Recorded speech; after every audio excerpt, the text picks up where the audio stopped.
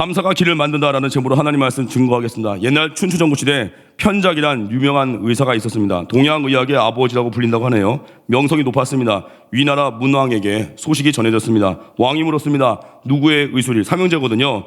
누구의 의술이 가장 뛰어난가? 위로 형이 2명 있습니다. 그런데 큰 형님, 다음에 둘째 형님, 그 다음에 저입니다. 문왕이 의아한 거예요. 어찌 자네 명성이 제일 높은가? 이 편작이 얘기합니다. 맏형은 환자가 고통을 느끼기 전에 닥쳐올 병을 미리 알고, 대단하죠? 미리 알고 지압술이나 침술 등으로 치료를 합니다. 그래서 환자가 큰 병에서 나왔다는 걸 못 느껴서 소문이 안 났습니다. 둘째 형은 병 나타나는 그 초기에 치료를 해서 쓰러지기 전에 고쳐가지고 소문이 안 났습니다.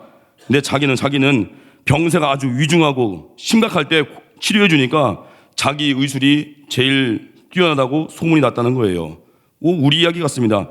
우린 꼭 죽고 사는 경험을 해야 감사가 할 때가 많습니다. 큰 위기 가운데 건진받고 어쩌면 암에서 나으면 감동이 있죠. 근데 저는 보니까 암 환자분도 물론 우리가 눈물로 기도해야겠지만 안 걸리고 건강한 거 감사한 거 아니에요? 꼭 그거 걸려서 나아서 간증하는 거 그거 너무 부러워하지 마세요. 이미 건강하게 오늘 이 자리에 온 거 대단히 감사한 겁니다. 실력은 뭐냐면 일상에서의 감사예요. 특별한 일이 있을 때, 뭐 회사 거래건 있을 때만 새벽에 나오는 게 아니라 진짜 일상 가운데서 하나님과 동행할 수 있는 거, 이게 실력이에요. 자녀 입시 놓고 오늘 기도하러 많이 오시겠죠. 그 믿음 가지고 1년 내내 산다면 그 가정 대단해질 겁니다. 수능 기도회 때 그 열정을 가지고 365일 살아보십시오. 자녀가 이제 선교사 나간다고 할 거요. 우리 일상의 실력입니다. 그래서 일상의 은혜, 특별한 일 없는 것 같지만 일상 속에 우리 매일 감사하는 거, 그게 힘입니다. 매일의 감사는 누가 할까요? 예수님이 목적인 사람은 매일 감사할 수 있습니다. 상황과 관계없습니다. 그의 나라에 생명 거는 거예요. 근데 감사하지 못하는 이유가 있습니다. 첫 번째 이유가 욕심 때문이에요. 현대인들은 과거보다 잘 삽니다. 그러나 행복하냐고 물으면 아니라고 대답할 때가 많습니다. 왜 그럴까요? 욕심이 너무 커서. 행복은 이렇게 수치로 이렇게 누가 표현했습니다. 행복을 이렇게 수치로 표현하면 행복은 욕심분의 소유래요. 욕심분의 소유. 한마디로 욕심이 100배 커지면 행복은 100분의 1로 줄어든다는 거예요. 결국은 스트레스. 또 하나, 감사하지 못하는 이유, 교만해서 감사가 사라진다는 거예요. 겸손한 사람은요, 자기의 성공 때문에 놀라요. 내게 어떻게 이런 복이. 오늘도 되게 많이 오셨는데 어떻게 이렇게 목요일 새벽에 많이 오셨을까? 저는 예수님이 비 오는 목요일 새벽 민목사 설교할 때 예수님 오실 것 같아요. 오늘 어떻게 이렇게 많이 오셨죠? 마음이 가난해진 거예요. 진짜 많이 오셨거든요. 자기 존재를 겸허히 받아들일 줄 아는 사람이 있어야 돼요. 근데 교만한 사람은요, 내가 누군데 이거밖에 하나? 교만한 사람은 내가 있어야 될 자리 여기가 아닌데 나한테 어떻게 눈 쓰려고 해? 옛날에 그런 청년이 있었어요. 사무직으로 갔는데 눈 오는 날 눈 쓰려고 했다가 시험 들어가지고 그거 하는 거예요. 밑바닥에서 섬길 때는. 그런 걸 못 받아들여요. 교만해서. 그래서 우리 직장이나 사역지에서 감사해야 돼요. 내게 이런 곳을 주시다니. 나 같은 죄인에게, 나 같은 무능력자에게 이렇게 좋은 기회를 주시다니 그저 감사합니다. 가정에서 남편이 아내 바라볼 때 나 같은 게 뭐라고 이렇게 좋은 아내 주셨습니까? 감사하는 거예요. 그래서 언제나 우리 신앙생활 교만해서 감사 못하거든요. 겸손해야 됩니다. 세 번째, 왜 감사 못할까요? 생각 없으면 감사 사라지는 거예요. 싱크라는 말은 생크와 어원이 같습니다. 한마디로 제대로 깊이 한번 생각해 보라는 거예요. 내게 주신 은혜 한번 생각해 보십시오. 각자 한두 번씩은 죽을 고비 있었을 거요. 저도 저희 애가 셋인데 첫째 딸이 죽을 고비 벌써 뇌진탕 두개골 깨질 수 있는 경험을 2번 했어요. 하나님 보호하셔가지고. 그리고 강아지한테 강아지 경의선 숲길 애들 조심해야 돼요. 저희 첫째 딸 지우 데리고 경의선 숲길 걷다가 어떤 진돗개가 이렇게 지나갔어요. 저는 이제 지우가 막 뛰어가니까 약간 지우랑 떨어져가지고 걷다가 10m쯤 앞에 있었을까요? 지우가 첫째 딸이 강아지가 이제 저를 앞서서 저희 딸한테 가는 거예요. 진돗개가 약간 진돗개인데 저희 딸 앞에서 갑자기 앞발을 딱 드는 거예요. 드는 순간 그 진돗개 얼굴이 저의 그 아이의 얼굴 딱 정면 딱 높이가 맞은 거예요. 이렇게만 하면 무는 건데 감사하게도 그 강아지 자식이 피해갔어요. 너무나 그때 하나님께 감사했어요. 여자아이 얼굴 반쪽 나갈 뻔했거든요. 전 그래서 아이는 하나님이 키운다는 것을 아주 확실히 믿습니다. 믿고 맡길 뿐입니다. 자녀 문제 때문에 골몰하신 분 있습니까? 맡기십시오. 내가 아무리 용서 봐야 결정타는 하나님이 다 막아주십니다. 미래를 맡기십시오. 직장, 내가 손 못 대는 영역 있잖아요. 그 결정타 하나님께 맡기십시오.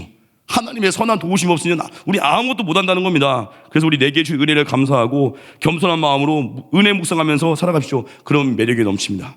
감사하는 자는 미소가 있고요, 감사하는 자는 능력이 임하고, 감사는 그 다음이 있습니다. 본문은 감사 이야기입니다. 예수님이 10명의 나병 환자 고친 사건입니다. 4가지 믿음의 단계를 볼 수 있습니다. 내가 어디에 있는, 어디쯤에 걸어가고 있는지 살펴보고 그 위치에서 항상 다음 단계, 절정의 믿음의 수준이 뭐예요? 감사의 예배.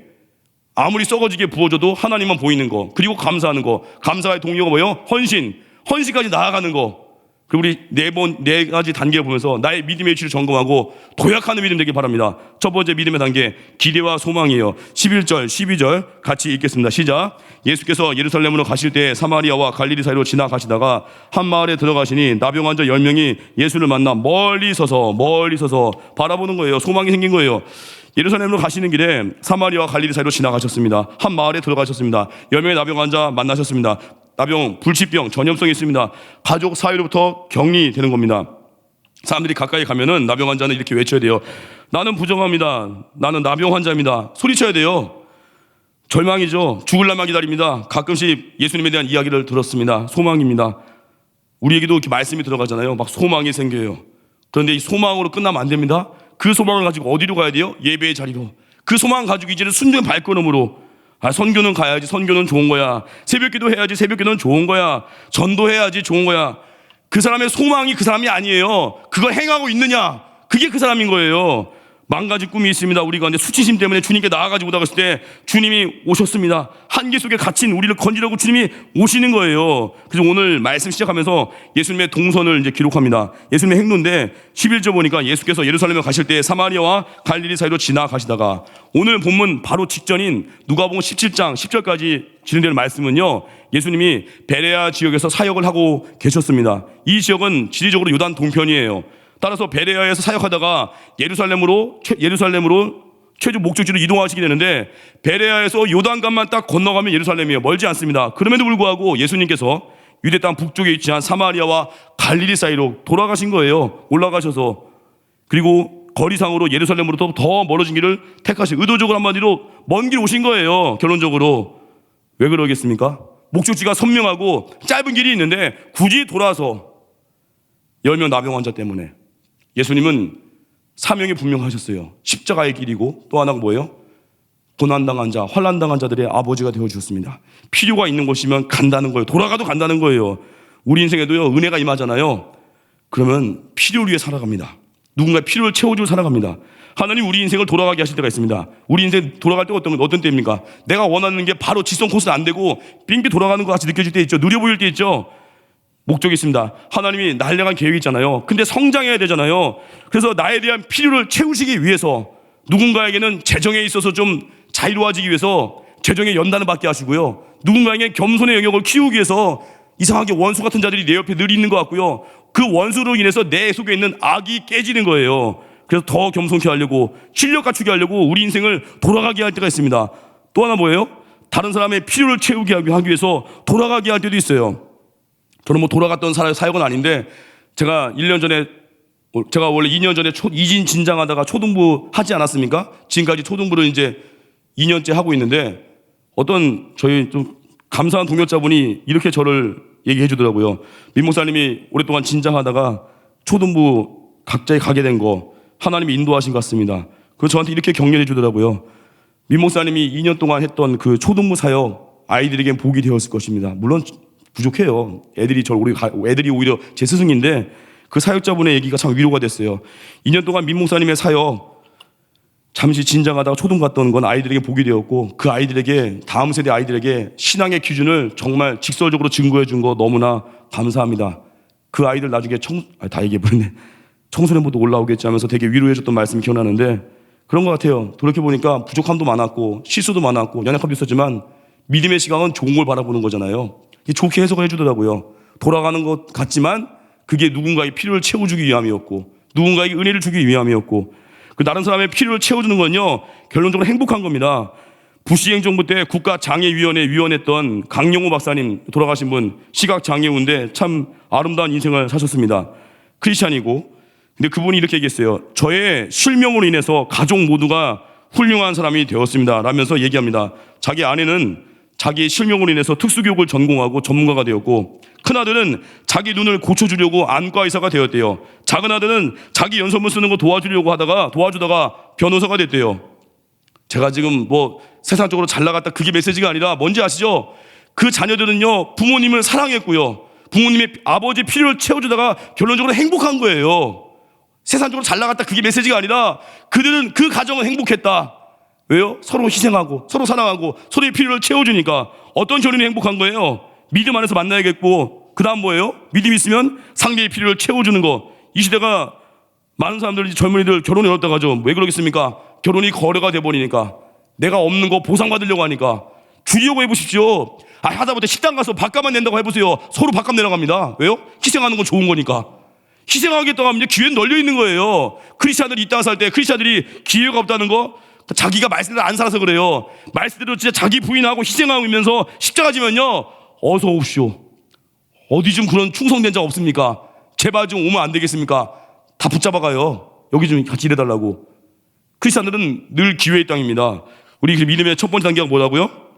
소망과 기대 속에 머물러 있을 때 좀 성숙된 믿음은 아닙니다. 하지만 그 소망과 기대는 귀합니다. 왜요? 그럴 때 주님이 찾아오셔서 우리 부르십니다. 예배의 자리로 그 기회를 붙드십시오. 두 번째 단계, 믿음의 단계, 기도와 도전입니다. 필요를 예수님께 말씀드리는 거예요. 13절 읽겠습니다. 시작. 소리를 높여 이르되 예수 선생님이여 우리를 불쌍히 여기소서 하거늘.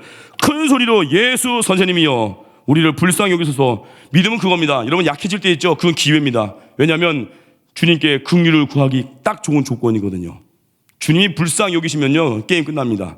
약해지면요, 그냥 또 더 센 척하지 마시고 약한 모습 그대로 주님께 와서 은혜 구하십시오.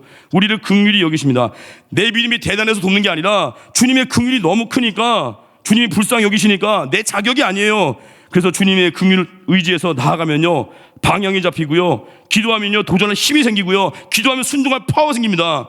결국 이 시대의 빈곤은 기도의 빈곤이에요. 말씀 그대로 성취하는 능력, 그게 기도했습니다. 그래서 14절 말씀 또 보겠습니다. 14절 읽겠습니다. 시작. 보시고 이르시되 가서 제사장들에게 너희 몸을 보이라 하셨더니 그들이 가다가 깨끗함 받은지라. 이제 부르짖는 기도, 그 다음 뭐예요? 그들이 가다가, 순종하다가 깨끗함. 기도와 순종이란 도전. 나병 환자들의 외침을 들었습니다. 제사장들에게 가서 너희 몸을 보이라고 합니다. 중요한 건 깨끗하게 고쳐주시기 전에 제사장한테 가서 나병 확인 받으래요. 깨끗함 입었다고 말씀하지도 않으셨습니다. 낫지도 않은 상태인데 가서 몸을 보이래요. 이건 뭐냐면 이대로 낫지도 않았는데 마을 들어갔다가 돌 맞아 죽을 수도 있습니다. 이게 두 번째 믿음의 단계예요. 믿음의 도약, 환경을 뛰어넘는 거. 눈에 보이는 거 따라가지 않고, 느껴지는 내 감정 따라가지 않고, 여전히 몸에서 고름이 떨어지고 썩은 내가 진동하고 그 몸 가지고 완치 판정 위에 제사장에게 가야 돼요. 여전히 그대로인데. 근데 어때요? 그들이 가다가, 순종하다가 깨끗함 입은 거예요.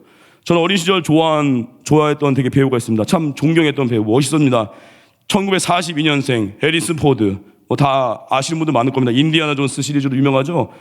5번째 인디아나 존스 시리즈가 작년에도 나왔다고 하네요. 인디아나 존스 운명의 다이얼. 보진 않았습니다. 해리슨 포드 좋은 영화 참 많았어요. 제가 인상 깊게 본 거 에어포스 원, 또 도망자. 근데 인디아나 존스 작품 중에 세 번째인가요? 최후의 성전, 1989년 작품인데 거기 마지막 부분이 참 인상 깊었어요. 자기 아버지를 나쁜 놈들이 총으로 쏴가지고 상처를 냈습니다. 그리고 그걸 회복하려면은 성수를 가져와야 돼요. 성수는 물인가 봐요. 성수를 가져와야 된대요. 근데 그 성수를 가져오기 위해서 통과해야 할 관문이요, 참 인상 깊었어요. 첫 번째 관문은 뭐냐면 칼날이 왔다 갔다 하는데 외치는 거예요. 회개하는 자는 무릎을 꿇습니다. 무릎 꿇고 땡구르 굴렀다가 칼을 통과했어요. 거기 먼저 갔던 사람들은 그냥 지나가다가 목 잘렸거든요. 겸손해야 됩니다. 두 번째는 뭐냐면, 두 번째 관문은 이거예요. 말씀의 뒤를 따르라. 말씀 하나하나 따라가면서 밟으면서 밟아야 안 떨어져요. 또한 세 번째가 이제 오늘 설교 연관되는 건데, 세 번째 관문은 믿음의 도약이에요. 낭 끊어진 길 위에 서 있습니다. 낭떠러지인데 저쪽이 목적지예요. 저기로 가야 되는데 앞은 낭떠러지예요. 근데 발을 내디뎌야 되는데 낭떠러지니까 어떻게 하겠습니까? 그게 믿음의 도약이라는 거예요. 인디아나 존스가 갈등하다가 아버지가 계속 이제 아파하고 있고 이제 믿음의 도약을 해야 돼요. 낭떠러지인데 발을 내디는 순간에 길이 생겨요. 보신 분 있습니까? 발을 내디는 순간에 길이 생기고, 그게 뭐예요?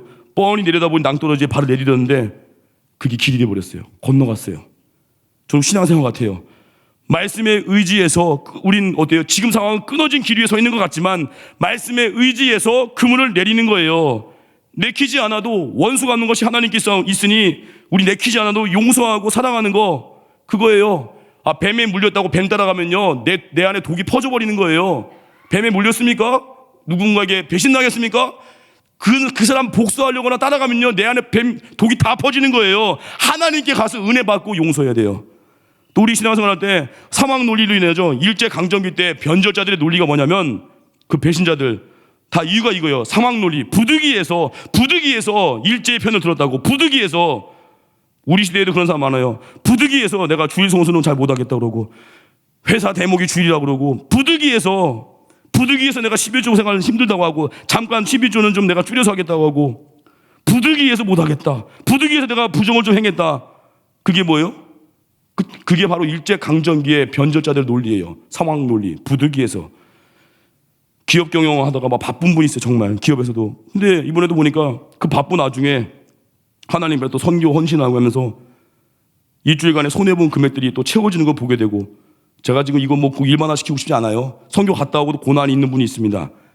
우리 목적은요. 선교 갔다 와서 풀렸다가 메시지가 아니라 여전히 주와 동행하는 거. 그게 목적입니다. 10명의 나병 환자들은요. 제사장에 달려갔습니다. 또 그리고 어때요? 말씀이 기록되었죠. 그들이 가다가 깨끗한 받은지라. 걸음을 떼는 순간에 기적을 경험하는 거예요. 우리 인생 그렇습니다. 약속이 보이죠? 끊어진 길 위에 있는 것 같죠? 말씀대로 발을 내디디십시오. 그러면 길이 열립니다. 지난 주일 제가 초등부 때 이런 설교했습니다.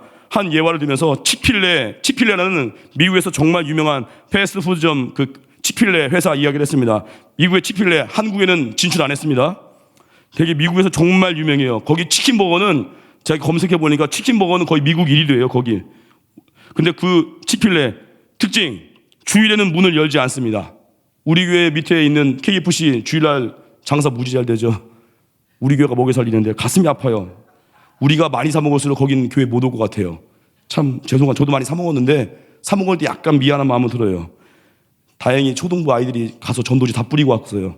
교회 나오라고. 제가 들 좀 이제 미안해 하는데 2014년도에 워싱턴 포스트에 기사가 실렸습니다. 제목이 이거예요. 왜 치필레는 주일에 문을 닫는가? 그 밑에 소제목으로 회장의 말을 실었습니다. 그것은 우리 주님을 향한 사일런트 위트니스입니다. 침묵의 증언입니다. 회장에게 누가 질문했습니다. 아니 주일날 문 닫고도 성공할 수 있습니까? 회장의 답변이에요. 주일에 문 닫는 것은 하나님을 경외하고 경배하는 우리의 방식입니다. 그리고 우리의 관심과 모든 집중은 하나님을 영화롭게 하는 일입니다. 목적이 하나님. 중요한 건 가족이 몰려드는 주일에 문 닫는 건요 만만한 게 아니래요. 그 패스트푸드점 주일에 어마어마한 매출이 있거든요. 그리고요 치필레가요 아주 마인드가 대단해요. 그냥 동성애가 잘못되었다고 노골적으로 이렇게 외쳤대요. 당연히 동성애는 진짜 못된 죄악이잖아요. 그걸 또 잘못된 죄악이라고 외쳐버렸대요. 그러면 우린 생각하죠. 야 이거 브랜드에 치명타 입지 않을까. 그런데 이렇게 진리를 외쳤고 또 주일에 문 닫음으로 1년 동안 주일에 문 닫으면요 1년 동안 일어나는 손실이요 1조 3천억 원이래요. 그럼에도 불구하고 치필레 그 매장이 거기 회사가 만든 매출이 어마어마합니다. 현재 패스트푸드점 1위가 맥도날드고요. 2위가 스타벅스 커피숍, 3위가 치필레래요. 그런데 맥도날드는요 치필레보다 가맹점이 5배나 많고요. 전 세계로 보면 수십 배가 많고 스타벅스 커피숍 치필레보다 가맹점이 2.5배 많고 전 세계로 보면 수십 배가 많대요. 그 많은 것들 중에 3위를 했대요. 치필레가. 주일날 문 닫고도. 그리고 고객 만족도는 8년 동안 부동의 1위. 그리고 치필레 여기 치필레 가맹 점주가 되는 건요. 구글 입사하는 것보다 더 어렵대요. 왜냐? 매장당 매출이 어마어마합니다. 매장당 매출은요. 치필레가 1위래요. 1위. 근데 중요한 건 이거보다도 이건 초등부 때 한 얘기고 더 깊은 얘기. 치필레 창업자가요. 트로이 캐시인데요. 이 치필레 만든 사연이 있습니다. 이분이 세계 2차 세계대전 끝나고 형제와 함께 작은 식당을 열었습니다. 몇 년 만에 이제 캐시 형제가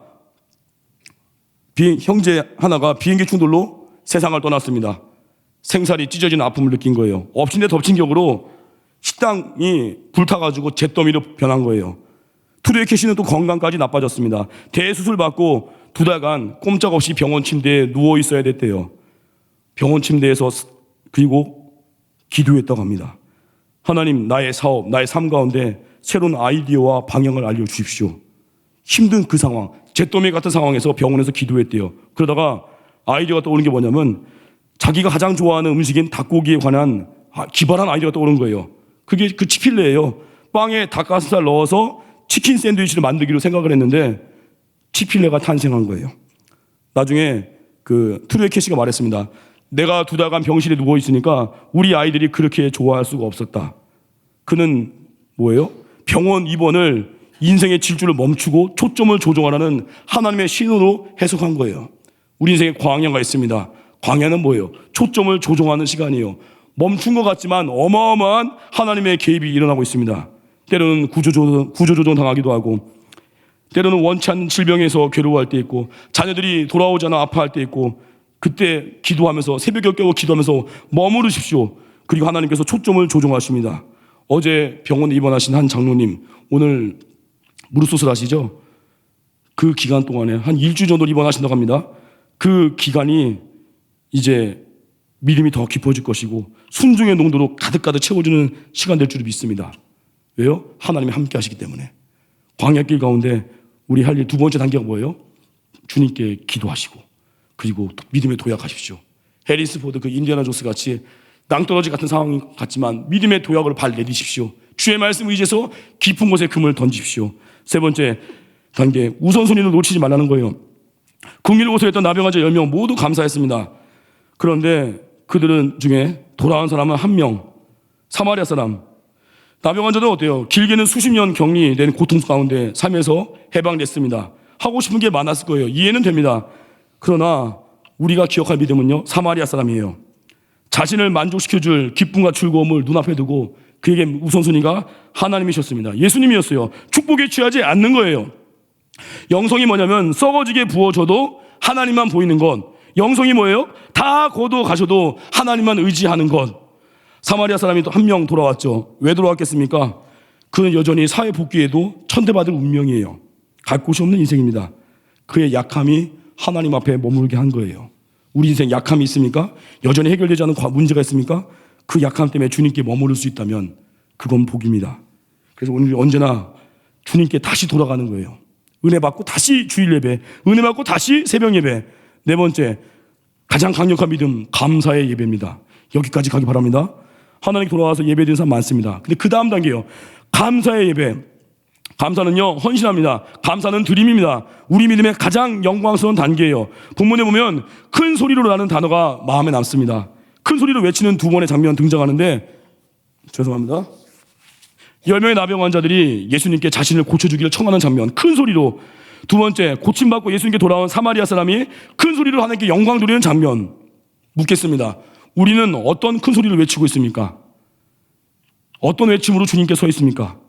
절실한 문제 가지고 절박하게 부르짖는 모습은 익숙하죠. 뭐 가정신방 갔을 때에도 자녀가 잘 될 줄 믿습니다 하면 아멘 아멘 하고, 사업이 잘 될 줄 믿습니다 아멘 하고, 선교가 할 줄 믿습니다 이러다가 우리 그럴 때 있어요. 우리 어디에 액센트를 둡니까? 감사해 두십시오. 감사의 동의가 뭐예요? 헌신, 드림. 그게 강해져야 돼요. 직장에서 뭐 성공을 위해서 일할 때는 바카스 2개 마시고 야근돼 가면서 교회에서 좀만 뭐 하자고 하면 시큰둥하고, 입시 앞두고 있을 때는 그냥 3개월 전부터 자녀 위해서 뜨겁게 기도하다가 입시 끝나면 횡하고, 새로운 프로젝트를 맡고 나면 너무 좋아하고, 지방 출장도 지방 출장도 막 가면서 교회에서 어디 선교 좀 가져가면 나 저기 뭐 멀다고 하고, 뭐 하자는 거예요 지금? 하나님의 일에 액센트를 둬야 돼요. 우리 인생 감사의 액센트를 둬야 돼요. 이게 추수감사 주일이 다가오면요, 여러분 감사하죠. 어떻게 보면 의무적이라도 감사해야 되잖아요. 감사절이니까. 또 맥주 감사절도 있고, 또 12월에 뭐 신년 감사 헌금도 있고, 새해가 될 때도 기대하게 되고, 성탄 감사 헌금 봉투도 있고. 여러분 이렇게 헌금 있을 때 어떻습니까? 기쁘기만 합니까? 부담될 때도 있어요. 어떤 분한테는 아유 하나님 또 뜯어가십니까? 말은 안 하지만 속으로 하나님 또 이번에도 추수감사 12주 하고 나니까 돈도 별로 없는데요. 뭐 이해는 돼요. 뭐 경제가 어려운 상황에서 믿음생활 하시는 분들. 근데 중요한 건 성경은 옳잖아요. 어디에 액센트를 둬야 돼요? 나의 상황이 아니라 감사. 전 지금도 기억나요. 예전에 제가 택시 기사님들 전도 많이 했는데 택시 기사님 중에 한 분이 기억이 나요. 자기는 추수감사원금이 기다려진대요. 추수감사절이 기다려진대요. 그래요? 대단하십니다. 얘기하다가 그분이 얘기할 말 이거예요. 자기는 추수감사절 맞이해서 적금을 든대요. 1년 동안 모아서 감사절 될 때 기쁨으로 그걸 딱 깨서 드린대요. 제가 그 몇 년 전인데 그때 인사이트 얻어가지고 저도 따라합니다. 부끄럽지만 좀 따라하고 있어요. 그래서 저도 이렇게 이게 뭐 많은 금액 아니에요. 저도 적금을 들어서 그냥 소량의 금액을 적금 넣어서 몇 년 전부터 그렇게 해요. 딱 추수감사주일 다가올 때 딱 깨서 모아서 감사원금. 작게 모인 것 같지만 1년 지나니까 그래도 좀 모이던데요. 이번에도 지난 주일날 우리 교회에서 주보 나눠주잖아요. 주보 나눠줄 때 추수감사 봉투를 지난 주일날 나눠줬죠. 그 껴서 나눠줬죠. 지난 주일날 받으니까 대부분 이번 돌아온 주일날 헌금하겠죠. 저는 언제 헌금했을까요? 지난 주일날 봉투 받자마자 11시 예배 전에 감사헌금 했어요. 너무 하고 싶고 너무 기뻐서 기다려져서. 이건 제 자랑도 아니고 저도 추수감사헌금 부담스러웠던 사람 중에 한 명입니다. 근데 그 기사님의 그 아이디어가 저에게는 머리를 꽝 때렸어요. 감사절이 얼마나 귀한 날이고 얼마나 은혜 받는 날이고 날 구원하신 은혜가 얼마나 큰데 내가 이 날을 왜 내가 부담스러워했을까? 그냥 형식만 떼우듯이만 헌금도 했었고 부끄러웠습니다. 근데 그 기사님의 말 한마디가 저를 깨웠어요.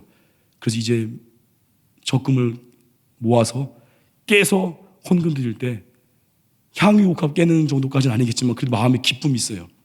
우리 어디에 액센트를 둬야겠습니까? 하나님 묻고 계십니다. 남은 9은 어디 있느냐? 주님 앞에 있는 한 사람이십니까? 아니면 자기 삶으로 달려간 9명이십니까? 감사는 최고의 영광을 하나님께 드리는 믿음입니다. 시편 50편 23절. 감사로 제사를 드린 자가 나를 영화롭게 하나니 그의 행위를 옳게 하는 자에게 내가 하나님의 구원을 보이리라. 감사가 영광입니다. 결론, 우리 믿음을 점검하십시오. 이 돌아온 사마리아 사람 결국 내 믿음이 너를 구원하였느니라. 감사할 때 가장 귀한 거 얻었습니다. 첫 믿음의 단계 첫 번째, 예수님 바라보면서 막연한 기대가 있는 사람도 있습니다. 이거 하면 좋겠지. 이거 하면 좋겠지. 좋아요. 그 소망 품으십시오. 그 다음으로 가야 돼요. 그 문제 가지고 예수님께 와서 부르짖고 도전을 하십시오. 믿음의 도약을 하십시오. 세 번째, 응답받고 튀는 웅튀되지 말고 다시 와서 예배, 다시 와서 새벽, 그 다음에 예배를 그치는 게 아니라 어떻게 해요? 받았죠. 은혜 받았죠. 이제 헌신하십시오. 감사하십시오. 교회 믿음 생활 한 5년 이상 했으면 이제 기도하십시오. 내가 어느 부서에서 아니면 어떤 자리에서 뭐라도 좀 섬기게 해주십시오. 그걸 구하십시오. 그러면 가장 눈부신 삶이 우리를 기다리고 있을 것입니다. 그래서 본질 붙으십시오. 정신병원에서 환자 치료 방법 중에 하나가 그게 있대요. 수도꼭지를 틀어놓는데요. 욕조에다가. 욕조에 수도꼭지 틀면 점점 물이 넘치겠죠. 근데 정신병 치료 안 된 사람은요, 수도꼭지를 안 잠그고 물만 퍼낸대요. 막 물만 막 퍼낸대요. 그리고 걸레로 닦는데요. 글쎄 그 바보같이 그 마음이 아프죠. 근데 치료가 된 사람은요, 수도꼭지부터 잠근대요. 본질의 본질. 왜 우리가 이렇게 무기력해진 상황에 있습니까? 예수님과의 관계가 멀어진 거예요. 죄 문제. 그리고 다시 돌아와 하는 예배. 또 뭐가 없어졌어요? 감사. 왜 신앙이 늘 그 수준이죠? 도약하는 발걸음이 없어서 그래요. 그 본질 4가지 붙들고 다시 주와 함께 달려가는 강력한 하나님의 사람 되기를 주님으로 축원합니다. 자리에서 일어나겠습니다. 예수의 길을 찬양하겠습니다.